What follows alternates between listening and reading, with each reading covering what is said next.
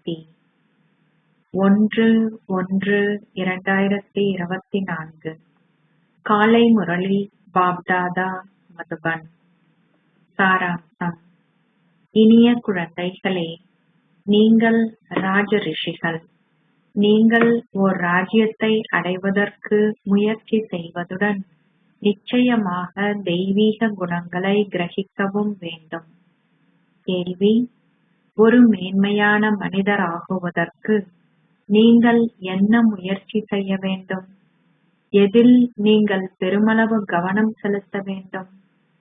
பதில்: நீங்கள் ஒரு மேன்மையான மனிதராக ஆக வேண்டுமாயின் ஒருபோதும் கல்வியுடன் முகம் கோணாதீர்கள். சண்டை சச்சரவுகள் எதுவும் கல்வியுடன் தொடர்பு பட்டவை அல்ல.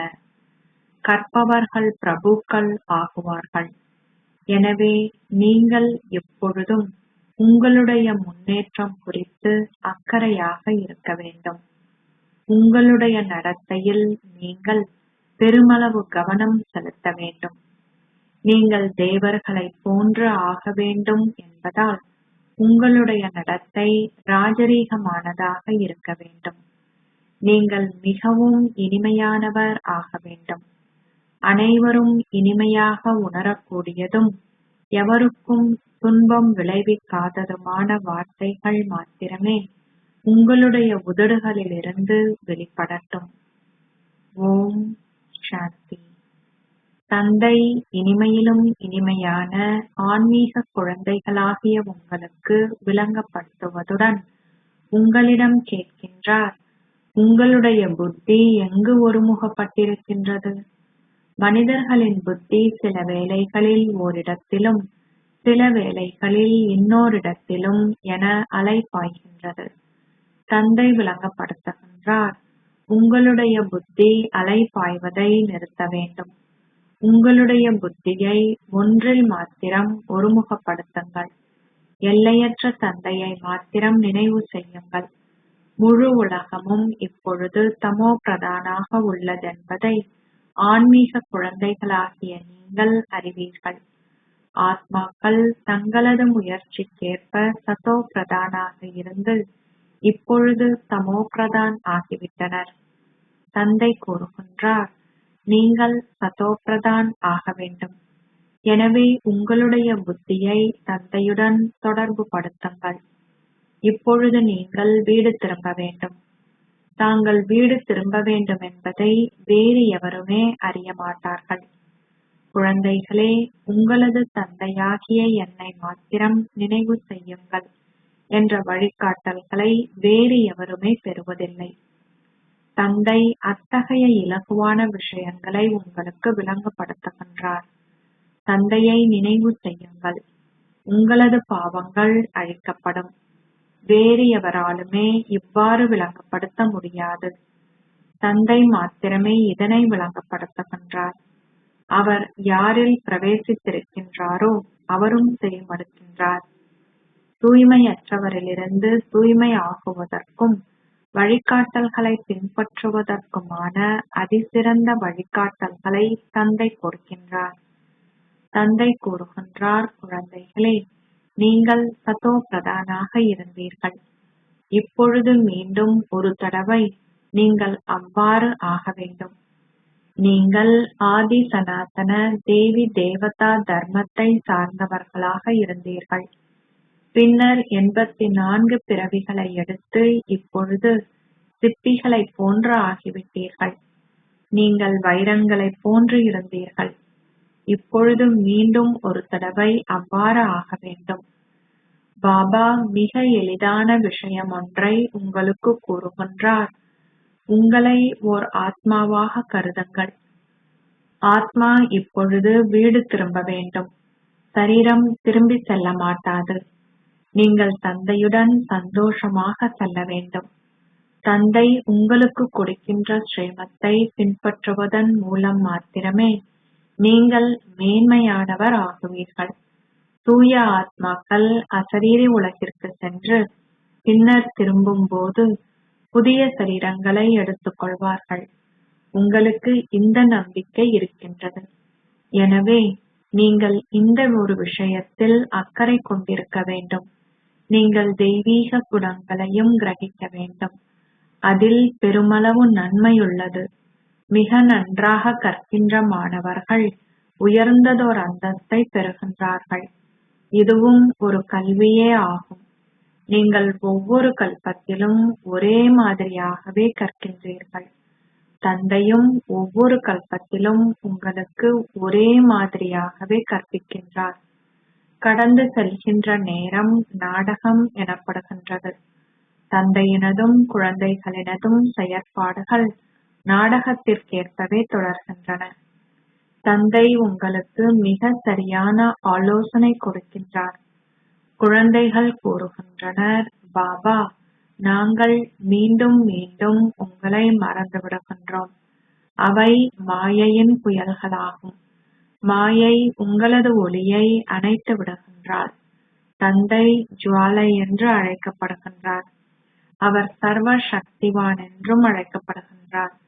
அவர் வேதங்கள், சமய நூல்கள் அனைத்தினதும் சாராம்சத்தை உங்களுக்கு கூறுகின்றார். ஞானம் நிறைந்தவராகிய அவர் உலகின் ஆரம்பம், மத்தி, இறுதி பற்றிய ரகசியங்களை உங்களுக்கு விளங்கப்படுத்துகின்றார். தந்தை பிரம்மா கூறுகின்றார், நானும் குழந்தைகளாகிய உங்களுக்கு விளங்கப்படுத்துகிறேன். தந்தை கூறுவார், நான் குழந்தைகளாகிய உங்களுக்கு விளங்கப்படுத்துகின்றேன். பிரம்மாவும் இதில் உள்ளடக்கப்படுகின்றார். இதை பற்றி குழப்பமடைய வேண்டிய அவசியமே இல்லை. இது மிக இலகுவான ராஜயோகமாகும். நீங்கள் ராஜ ரிஷிகள், தூய ஆத்மாக்கள் ரிஷிகள் என அழைக்கப்படுகின்றனர். உங்களைப் போன்ற ரிஷிகள் வேறு எவருமே இருக்க முடியாது. சரீரமன்றி ஆத்மாவே ரிஷி என அழைக்கப்படுகின்றார். ஆத்மா ஒரு ரிஷி. அவர் ராஜ ரிஷி ஆவார். நீங்கள் எங்கிருந்து உங்களது ராஜ்யத்தை பெறுகின்றீர்கள்? தந்தையிடமிருந்தே ஆகும். எனவே குழந்தைகளாகிய நீங்கள் மிகவும் சந்தோஷமாக இருக்க வேண்டும். நாங்கள் சிவபாபாவிடமிருந்து எங்களது ராஜ்ய பாக்கியத்தை பெறுகின்றோம். தந்தை உங்களுக்கு ஞாபகப்படுத்தி இருக்கிறார், நீங்கள் உலகின் அதிபதிகளாக இருந்தீர்கள்.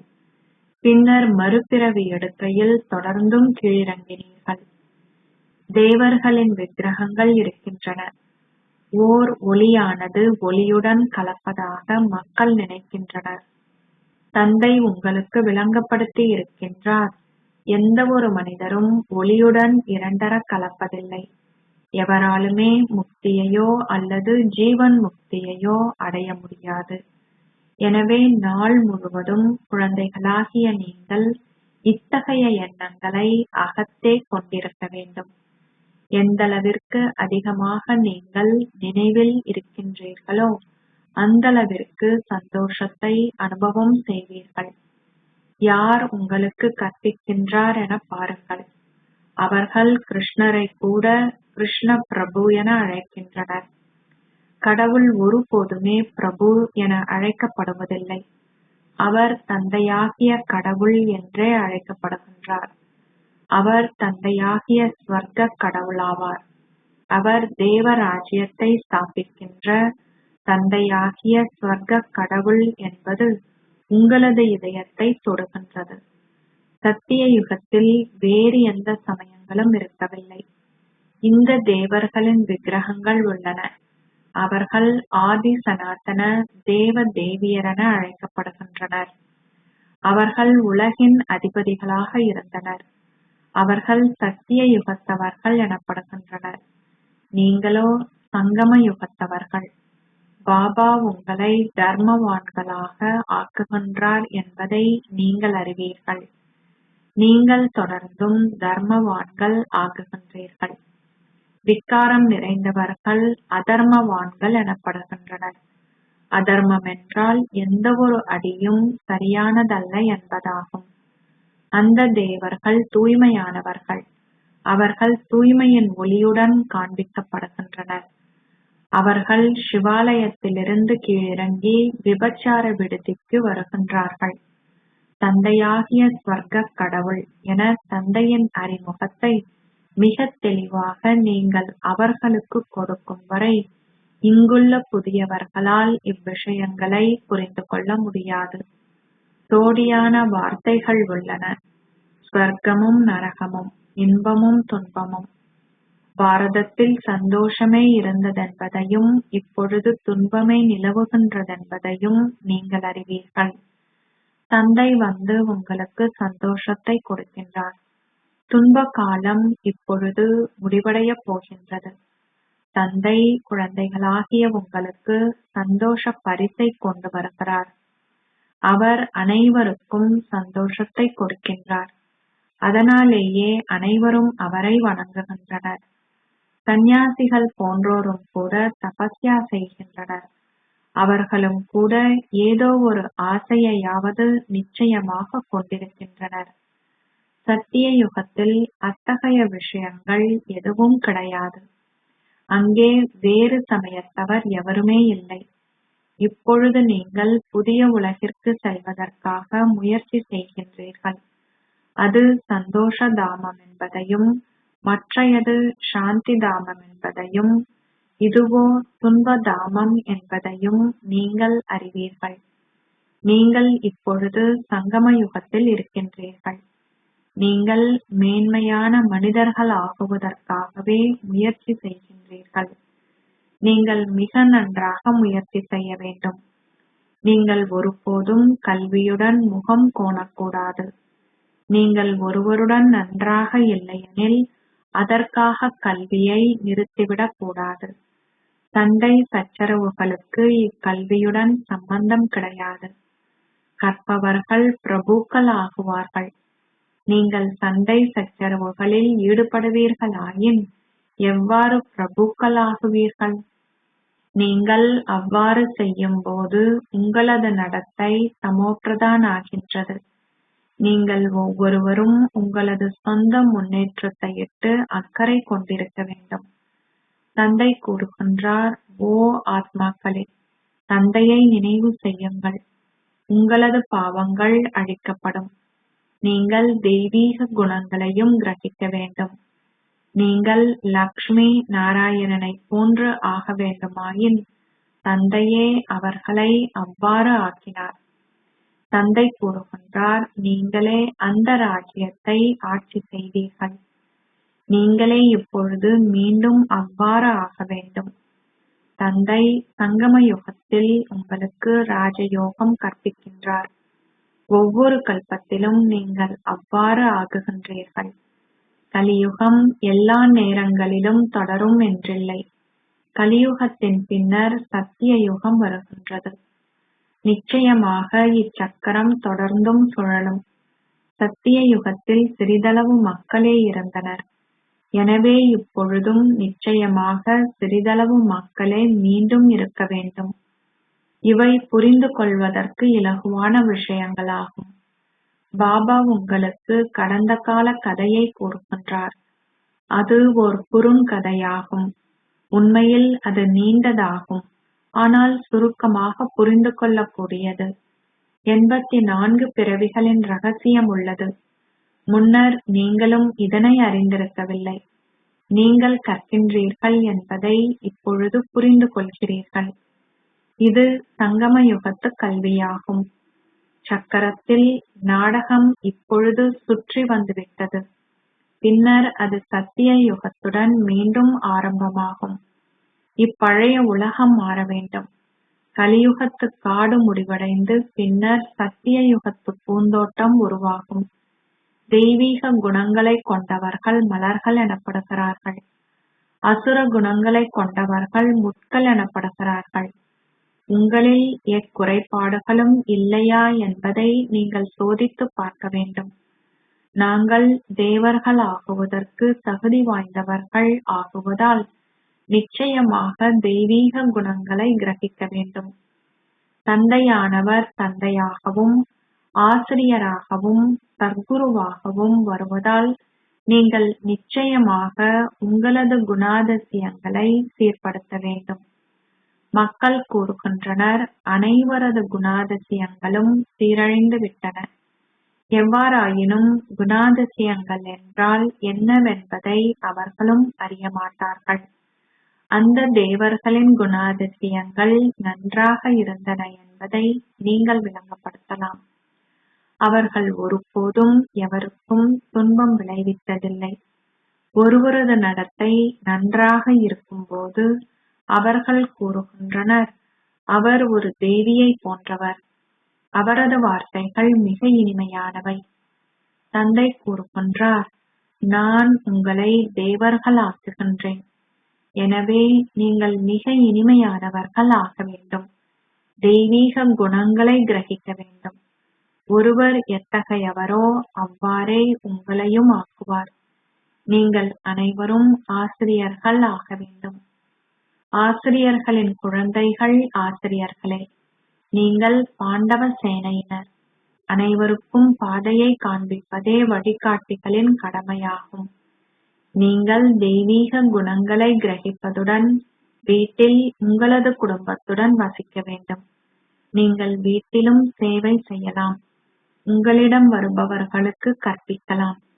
தங்கள் இடத்தில் கீதை பாடசாலையை திறந்து தொடர்ந்தும் பலருக்கு சேவை செய்கின்ற பலர் இருக்கின்றனர். நீங்கள் இங்கேயே வந்து அமர்ந்திருக்க வேண்டும் என்றில்லை.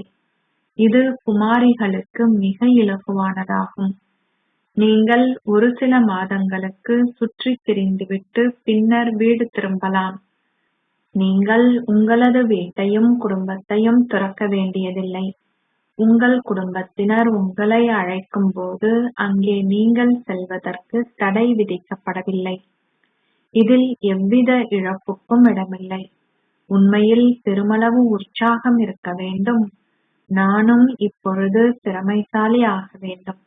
நான் எனது குடும்பத்தவரை என்னை போன்று ஆக்கி அவர்களை என்னுடன் அழைத்து வருவேன். வீட்டில் வசித்தவாறே சேவை செய்து மிகவும் திறமைசாலிகள் ஆகுகின்ற பலர் இருக்கின்றனர். தந்தை பிரதானமான விஷயத்தை விளங்கப்படுத்துகின்றார். உங்களை ஓர் ஆத்மாவாக கருதி உங்களது தந்தையாகிய என்னை நினைவு செய்யுங்கள். நீங்கள் உங்களுக்கு நன்மை செய்ய வேண்டும். வீட்டில் வசிப்பவர்கள் இங்கே வசிப்பவர்களை விடவும் சிறந்த முன்னேற்றத்தை அடைய முடியும். நீங்கள் வீடு செல்வதற்கு ஒருபோதுமே தடை செய்யப்படவில்லை. நீங்கள் அவர்களுக்கும் நன்மை செய்ய வேண்டும்.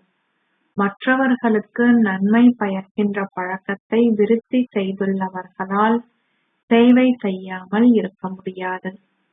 நீங்கள் சிறந்த ஞானத்தையும் யோகத்தையும் கொண்டிருந்தால் எவராலுமே உங்களை அவமரியாதை செய்ய முடியாது. யோகம் இல்லையெனில் மாயை உங்களை அறைந்து விடுவாள். எனவே நீங்கள் நிச்சயமாக வீட்டில் வாழ்ந்து கொண்டே ஒரு தாமரை மலர் போன்று இருக்க வேண்டும். பாபா உங்களுக்கு சுதந்திரம் அளிக்கின்றார். நீங்கள் வீட்டிலும் வசிக்கலாம். எவ்வாறு அனைவரும் இங்கு வந்து தங்க முடியும்? எத்தனை பேர் இங்கு வந்தாலும் அத்தனை கட்டடங்கள் அவர்களுக்காக கட்டப்பட வேண்டும். முன்னைய கல்பத்தில் நிகழ்ந்தவை தொடர்ந்தும் மீண்டும் மீண்டும் நிகழும். குழந்தைகளின் எண்ணிக்கையும் தொடர்ந்து அதிகரிக்கும். நாடகத்தில் இல்லாமல் எதுவுமே நிகழாது.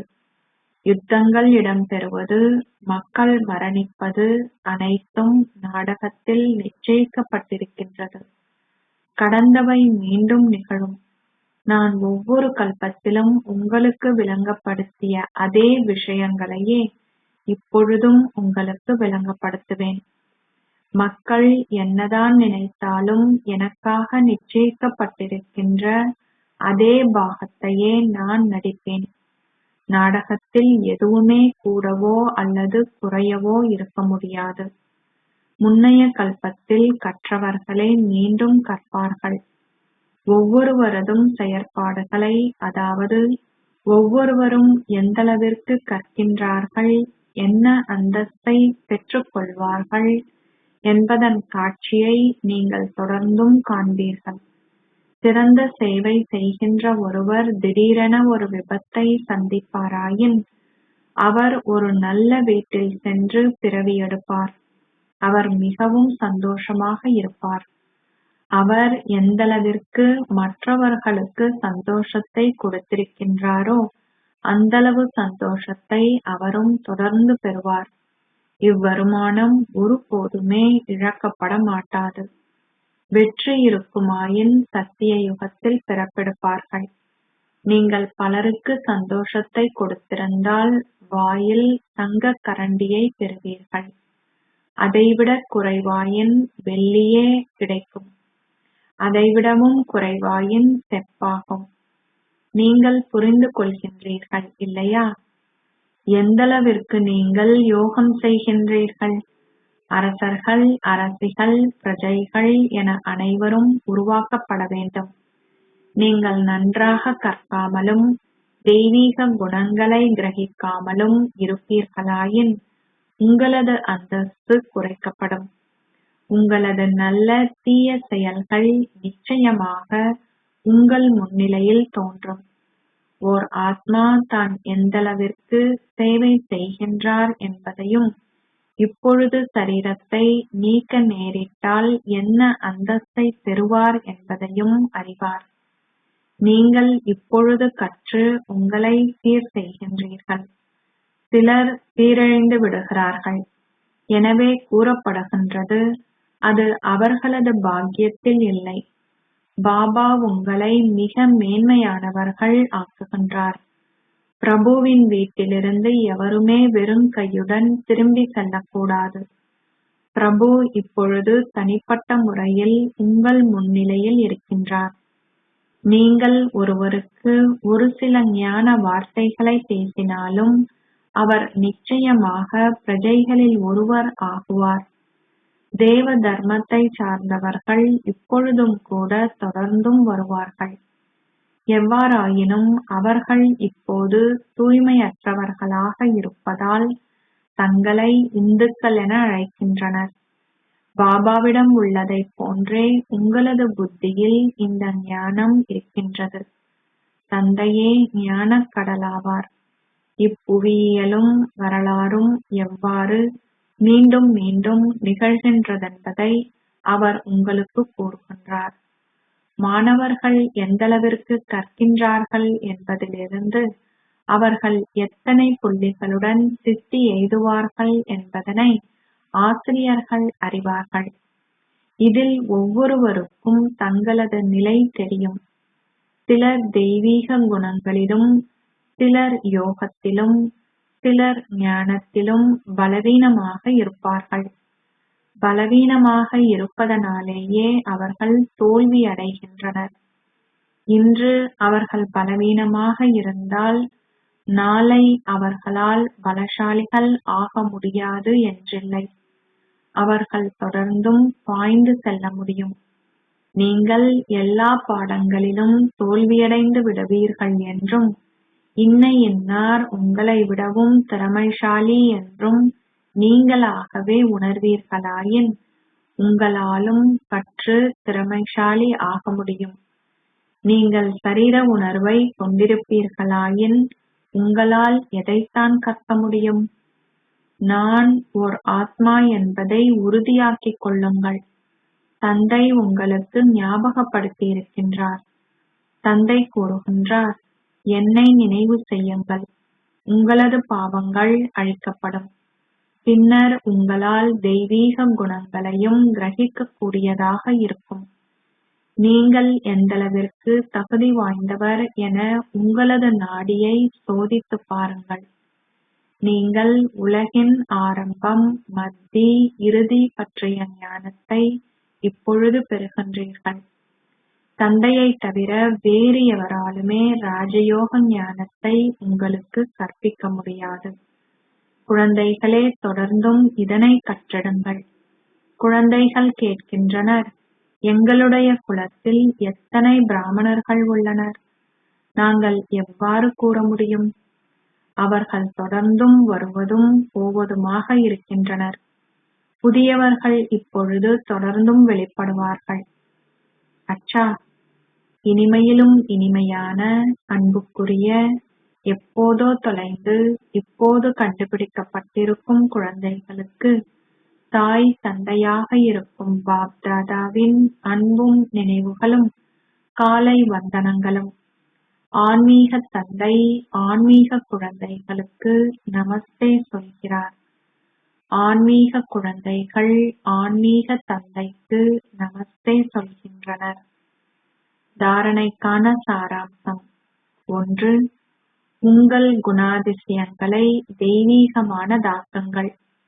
தெய்வீக குணங்களை கிரகித்து உங்களுக்கும் ஏனையோருக்கும் நன்மை செய்யுங்கள்.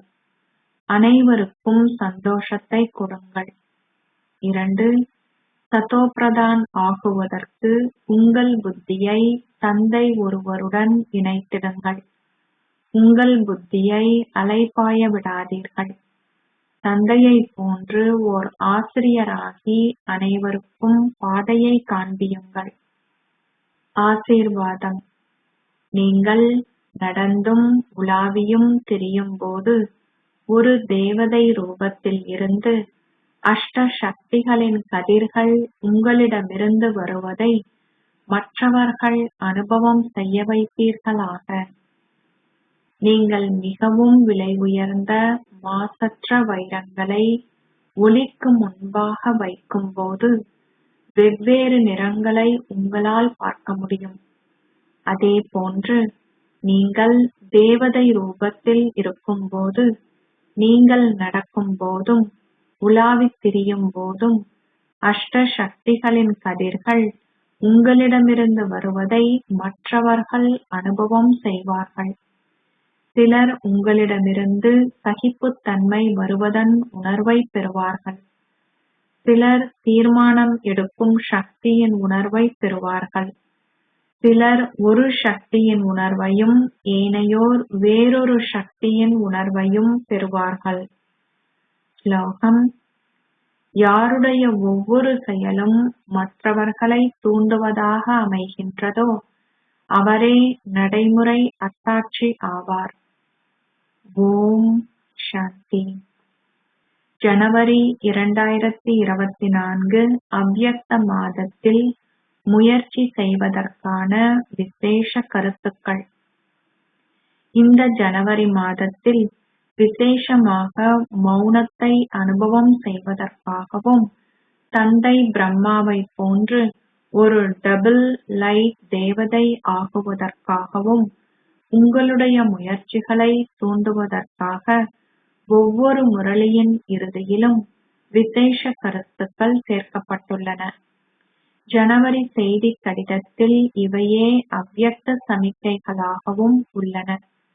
ஒவ்வொரு பிராமண குழந்தையும் தினமும் குறைந்தபட்சம் 10 நிமிடங்களாவது ஏகாந்தத்தில் அமர்ந்திருந்து விசேஷமாக அவ்யக்த மௌனத்தை அனுபவம் செய்ய வேண்டும். பின்னர் நாள் முழுவதும் உங்களுடைய டபுள் லைட் தேவதை ஸ்திதியில் இருந்தவாறே உங்கள் செயற்பாடுகளை சமிக்கைகள் மூலம் செய்வதுடன் உங்களுடைய மேன்மையான எண்ணங்கள் மூலம் உங்களுடைய சேவை ஸ்தலத்தை சூட்சும வதனம் ஆக்குங்கள். அவ்வப்போது உங்கள் மத்தியில் சந்தித்து இக்கருத்துக்களின் அடிப்படையில் ஆழமான உரையாடல்களை மேற்கொண்டு உங்கள் அனுபவங்களை பகிர்ந்து கொள்ளுங்கள். எங்கள் அனைவரதும் இந்த டபுள் லைட் ஸ்திதியும் ஆழமான மௌனத்தின் அனுபவமும் கடவுளின் வெளிப்பாட்டிற்கான கருவியாகும். தலைப்பு. அவ்யக்த மௌனத்தின் மூலம் லேசான மற்றும் ஒளியான தேவதை ஸ்திதியை அனுபவம் செய்யுங்கள். சங்கம யுகத்தின் விசேஷ சக்தி மௌன சக்தியாகும். மௌனமாக இருப்பதன் மூலம் நீங்கள் இலகுவாக உங்கள் ஸ்திதியை தேவதையாகவும் டபுள் லைட்டாகவும் ஆக்குவீர்கள். இந்த ஸ்திதியில் எதனுடையதும் எந்த சுமைகளும் இருக்காது. இதற்கு செயல்களை செய்யும் போது இடையிடையே அசரீரி ரூபத்திலும் தேவதை ரூபத்திலும் ஸ்திரமாக இருப்பதை பயிற்சி செய்யுங்கள். நீங்கள் தந்தை பிரம்மாவை பௌதீக ரூபத்தில் பார்த்தீர்கள். அவர் சதா டபுள் லைட்டாக இருந்ததுடன் தனது மௌன ஸ்திதியில் ஒரு கன பார்வை மூலம் குழந்தைகளை ஒரு வினாடியில் அப்பால் கொண்டு சென்றார். இவ்விதமாக தந்தையை பின்பற்றுங்கள். அப்பொழுது நீங்கள் இலகுவாகவே தந்தைக்கு சமமானவர்கள் ஆகுவீர்கள். ஓம் சாந்தி.